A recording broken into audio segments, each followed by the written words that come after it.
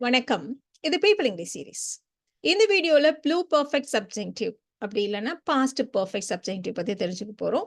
So blue பெர்ஃபெக்ட்ன்றது ஒரு old name. இப்போ வந்து அதை நம்ம பாஸ்ட் பெர்ஃபெக்ட் அப்படின்னு நம்ம சொல்றோம். ஸோ பாஸ்ட் பெர்ஃபெக்ட் சப்ஜெக்டிவ் அப்படின்னா என்ன? பொதுவா பாஸ்ட் பெர்ஃபெக்ட் டென்ஸ் நம்ம வந்து எப்போ யூஸ் பண்ணுவோம்? ஸோ 2 ஆக்ஷன் நடக்குது. 2மே பாஸ்ட்ல. ஸோ அதுல முதல்ல நடந்த ஆக்ஷனை நம்ம வந்து பாஸ்ட் பெர்ஃபெக்ட் டென்ஸ்லயும், 2வதா நடந்த ஆக்ஷனை நம்ம வந்து பாஸ்ட் டென்ஸ்லயும் சொல்லுவோம். இப்போ சப்ஜெக்டிவ் அப்படின்னா என்ன அப்படின்னு பார்த்தோம்னா, ஒரு விஷயம் வந்து உண்மையா நடக்கல. Imagination, hypothetical scenario. ஒரு வேளை இப்படி நடந்திருந்தா அப்படி நம்ம இமேஜினேஷன்ல சொல்லுவோம் இல்லையா? ஸோ அந்த மாதிரி சொல்றப்போ, ஒருத்தவங்களுடைய விஷ், ரெக்கமெண்டேஷன், சஜஷன் இத பத்திலாம் பேசுறப்போ, நம்ம பொதுவா அந்த சென்டென்ஸோடைய அ ஸ்ட்ரக்சர், டென்ஸ் பார்த்தோம்னா, நம்ம வந்து சப்ஜெக்டிவ் மூட்ல நம்ம அத சொல்லுவோம். ரியலா நடந்த விஷயங்கள், ஃபேக்ட்ட பத்தி பேசுறப்போ, அத நம்ம வந்து இண்டிகேட்டிவ் மூட் அப்படின்னு நம்ம சொல்லுவோம். ஸோ இன்னைக்கு நாம பாஸ்ட் பெர்ஃபெக்ட் சப்ஜெக்டிவ் பத்தி பார்க்க போறோம். ஸோ சப்ஜெக்டிவ் அப்படின்னாலே நம்ம வந்து ரியல் இல்ல, இமேஜினேஷன் அப்படின்னு நம்ம சொல்லிட்டோம். ஸோ பாஸ்ட் பெர்ஃபெக்ட் சப்ஜெக்டிவ எப்பலாம் யூஸ் பண்ணுவோம்? ஸோ அதுதான் நம்ம இந்த வீடியோல பார்க்க போறோம். நம்ம ஏற்கனவே பிரசன்ட் டென்ஸ எப்ப சப்ஜெக்டிவா யூஸ் பண்றது, அதே மாரி பாஸ்ட் டென்ஸ எப்பலாம் சப்ஜெக்டிவா யூஸ் பண்ணுவோம் அப்படின்றத பத்தி நம்ம வீடியோஸ் போட்டிருக்கோம். ஸோ இந்த வீடியோல நம்ம பாஸ்ட் பெர்ஃபெக்ட்ட நம்ம வந்து எப்போ சப்ஜெக்டிவா யூஸ் பண்ணுவோம் அப்படின்னு பார்க்க போறோம். ஸோ எப்பலாம் யூஸ் பண்ணுவோம் அப்படின்றத கீழ சென்டென்ஸ் ஸ்ட்ரக்சராவே நம்ம சொல்லியிருக்கோம். ஸோ பாஸ்ட் பெர்ஃபெக்ட்டா நம்ம வந்து விஷ் கூட, வுட் ராதர் இல்லன்னா வுட் சூனர், வுட் பிரெஃபர் இது கூட எல்லாம் நம்ம யூஸ் பண்ணுவோம். அதே மாரி if, as if, even if இது கூட எல்லாம் நம்ம வந்து பாஸ்ட் பெர்ஃபெக்ட் டென்ஸ வச்சு யூஸ் பண்ணுவோம். ஸோ ஒண்ணு ஒண்ணையா நம்ம பார்க்கலாம். ஸோ நம்ம ஃபர்ஸ்ட் பார்க்க போறது விஷ். இது கூடவே நம்ம வந்து would rather, would prefer, would sooner இதுல வந்து எல்லாத்தையுமே நம்ம எடுத்துக்கலாம். இது எல்லாத்துக்குமே ஒரே அர்த்தம் அப்படின்றதுனால, இது 3த்தையும் நம்ம கம்பைன்டாவே எடுத்துக்கலாம். ஸோ அன்ரியல் பாஸ்ட் சிச்சுவேஷன் அப்படின்னு நம்ம சொன்னோம். பொதுவா விஷ் அப்படிங்கிறப்போ, ச்சே இப்படி நடந்துறக்கூடாதா? அப்படி நினைக்கிறது தான் விஷ் இல்லையா? ஸோ ஏற்கனவே நடந்த விஷயம், ச்சே இது இப்படி இருந்திருந்தா நல்லா இருந்திருக்கும். அப்படி நினைக்கிறப்போ தான் நம்ம வந்து விஷ் கூட பாஸ்ட் பெர்ஃபெக்ட் டென்ஸ சப்ஜெக்டிவா யூஸ் பண்றோம். ஸோ சொன்ன மாதிரி ரியால் இல்ல இமேஜினேஷன் அப்படிதானே? ஸோ நம்ம வந்து இப்படி ஆசைப்படுறோம். ஸோ ஒரு வேளை இப்படி நடந்திருந்தா நல்லா இருக்கும் இல்லையா? அப்படி ஆசைப்படுறதுனால, நம்ம விஷ் கூட பாஸ்ட் பெர்ஃபெக்ட் டென்ஸ யூஸ் பண்றோம். இப்போ ஃபர்ஸ்ட் எக்ஸாம்பிள் பாருங்க. ஒருத்தவங்க லேட்டா வந்துட்டாங்க. எல்லாமே சொதப்பிடுச்சு. ச்சே! அவங்க சரியான நேரத்துல வந்திருந்தா நல்லா இருந்திருக்கும். அப்படி நம்ம சொல்றோம். ஸோ கரெக்ட் டைம்க்கு வந்திருந்தா எல்லாம் கரெக்ட்டா நடந்திருக்கும். இவ்ளோ பிரச்சனை வந்திருக்காது. அப்படி நாம ஆசைப்படுறோம். ஐ விஷ் இப்போ அந்த கூட வர்ற அந்த கிளாஸ்ல பாருங்க, நம்ம வந்து பாஸ்ட் பெர்ஃபெக்ட் டென்ஸ யூஸ் பண்றோம். I wish they had arrived on time. So ஆசைப்படுறது இப்போ பிரசன்ட் டென்ஸ். பட் ஏற்கனவே நடந்த விஷயத்துல நம்மளுடைய விஷ் அப்படின்றதுனால past perfect. I wish they had arrived on time. இப்போ நம்ம சொன்ன மாதிரி ஐ விஷ் சொன்னோம், தே அப்படி வச்சு சொன்னோம். 2 டிஃபரண்ட் சப்ஜெக்ட் வச்சு சொன்னோம். ஸோ அதே மாதிரி ஐ விஷ் ஐ ஹேட் அப்படியும் வச்சு சொல்லலாம். 2 கம்ப்ளீட் டிஃபரண்ட் சப்ஜெக்ட்ஸ வச்சும் நம்ம சொல்லலாம். அவர் இவ்ளோ பணம் செலவழிக்காம இருந்தது தான் நல்லா இருந்திருக்கும். அப்படின்னு இப்ப நான் நினைக்கிறேன் அப்படின்னா, I wish he hadn't spent so much money அப்படின்னு நம்ம சொல்லுவோம். அவர் இவ்ளோ பணம் செலவழிக்காம இருந்தது தான் நல்லா இருக்கும்னு அவ நினைக்கிறா அப்படின்னு நம்ம சொல்லப் போறோம். She wishes. இப்போ பிரசன்ட் டென்ஸ்ன்னு சொன்னோம். இங்க ஹி, ஷி, இட் அப்படின்னாலே நம்ம வெர்ப் கூட எஸ் இல்ல இஎஸ் சேர்ப்போம் இல்லையா? ஸோ இந்த இடத்துல விஷ் எஸ்ஹெச்ன்னு முடியறதுனால நம்ம வந்து இஎஸ் சேர்த்திருக்கோம். She wishes he hadn't spent so much money. நம்ம ஐ விஷ் வச்சு சொன்னோம் இல்லையா? அதே மாதிரி வுட் ராதர் கூட, வுட் சூனர் கூட வச்சு சொல்லலாம். அவங்க சரியான நேரத்துல வந்திருந்தா நல்லா இருந்திருக்கும். அப்படின்னு நான் நினைக்கிறேன். ஸோ ஐ விஷ் அப்படின்னு சொல்ற மாதிரி, I'd rather they had arrived on time. So பொதுவா ஐ வுட் அப்படின்னு நம்ம சொல்றதில்ல. அப்படின்னு நம்ம சொல்லுவோம். I'd rather they had arrived on time. இப்போ இதே விஷயத்த I'd sooner they had arrived on time அப்படின்னு நம்ம சொல்லலாம். இந்த மாரி நடக்காம இருந்திருக்க கூடாதா? ஸோ இது வந்து நம்மளுடைய wish.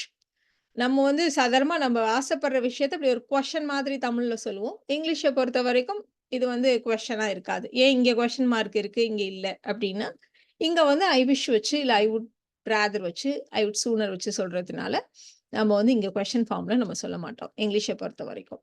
So I'd sooner this whole thing had never happened. I'd sooner this whole thing had never happened. இப்ப நம்ம பார்க்க போறது இஃப் கூட பாஸ்ட் பெர்ஃபெக்ட். ஸோ இதுலயும் பார்த்தீங்களான்னா, பாஸ்ட்ல நடந்த விஷயம் ஒருவேளை இப்படி நடந்திருந்தா, அப்படி சொல்றதுக்கு. ஒருத்தவங்க வந்துட்டாங்க. வந்தப்புறம் தான் நமக்கு தெரியும். அவசர அவசரமா நம்ம வந்து ஏதாவது ரெடி பண்ணி குடுப்போம் இல்லையா? ஸோ நீங்க முன்னாடியே தெரிஞ்சிருந்தா நான் வந்து நல்லா டின்னர் ரெடி பண்ணியிருந்திருப்பேன். அப்படி நம்ம சொல்றோம். ஸோ முன்னாடியே வர்றது தெரியாது. ஒரு வேளை தெரிஞ்சிருந்தா, நான் உங்களுக்கு டின்னர்லாம் ரெடி பண்ணி வச்சிருப்பேன். ஸோ இதுல நம்ம இஃப் கூட வர்ற கிளாஸ்ல நம்ம வந்து பாஸ்ட் பெர்ஃபெக்ட்ட யூஸ் பண்ண போறோம். If I had known you were coming, I would have prepared dinner. So உணவை தயார் செஞ்சிருப்பேன் அப்படின்னு சொல்றதுனால would have plus V3.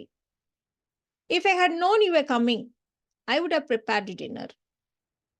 இப்போ இதே விஷயத்த இஃப் இல்லாம நம்ம வந்து ஐ ஹேட்ன்னு இருக்கு இல்லையா?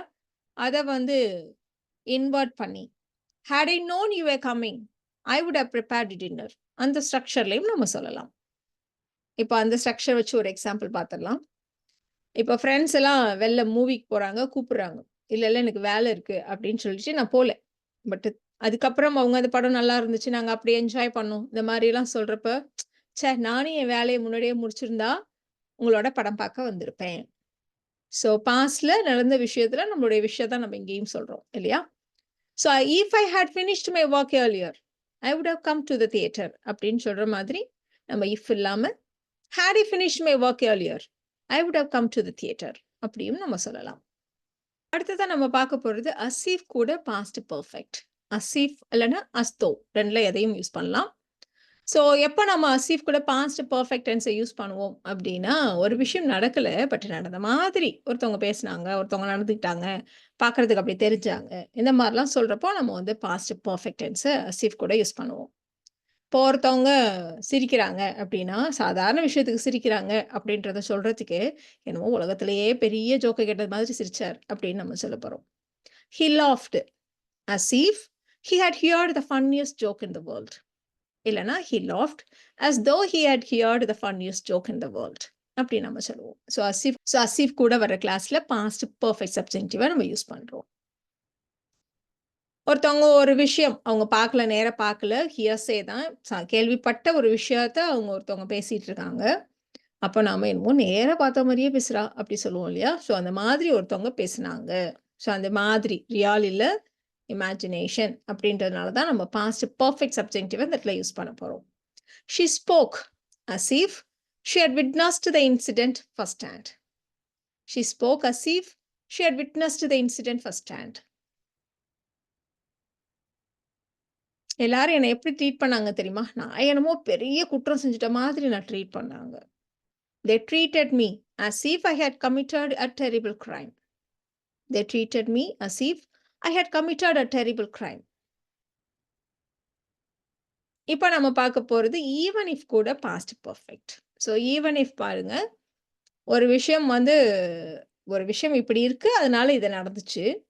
ஆனா நம்ம என்ன சொல்றோம் அப்படின்னா, ஒருவேளை அந்த வேற மாரி இருந்திருந்தா கூட, அந்த சிச்சுவேஷன் வேற மாரி இருந்திருந்தா கூட, அவர் இதே தான் செஞ்சிருப்பார். இதே விஷயம் தான் நடந்திருக்கும். அப்படி சொல்றதுக்கு நம்ம ஈவன் இஃப் யூஸ் பண்ணுவோம். ஸோ ஒரு விஷயம் நடந்துருச்சு. ஒருத்தவங்க ஒரு விஷயத்த செஞ்சுட்டாங்க.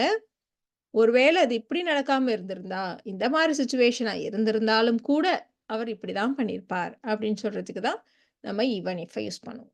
ஸோ ஈவன் இஃப் கூட பாஸ்ட் பெர்ஃபெக்ட். ஒருத்தவங்க வேலைய விடல.